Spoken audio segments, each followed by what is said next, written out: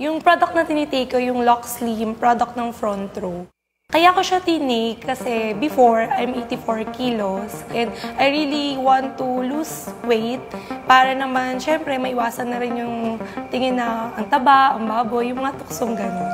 Aside kasi dun sa pagpayat, hindi mo na mafe-feel yung insecurity kasi imaginein mo, di ba? Parang dalawang tao ako pag magbayad sa jeep, di ba? Parang kulang yung 8. Ngayon, nag-lose ako almost 24 kilos. So yung effect niya, nakakasuot na ako ng mga damit na before, ang hirap-hirap suotin. And before, hindi na ako mag-iisip ng size, laging XL po. Ngayon, nakakapagsukat na ako at nakakapili ako.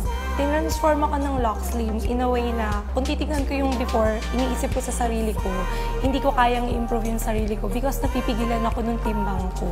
Pero right now, after losing 24 kilos, nakita ko yung potential ko. Ang laki pala ng pwede kong i-improve. Wala nang limitations kasi wala na yung timbang na dati inaalala ko pa, pagharap ako sa tao, and feeling ko na-judge ako before pa ako magsalita, which is ako paling na-judge sa akin. Gusto ko lang din mag-thank you sa Front Row for having yung Lock Slim kasi siya yung big improvement na nagbigay sa akin. Kung titingnan mo 2 years ago, what's my life compared to my life right now, it's really a life-changing opportunity.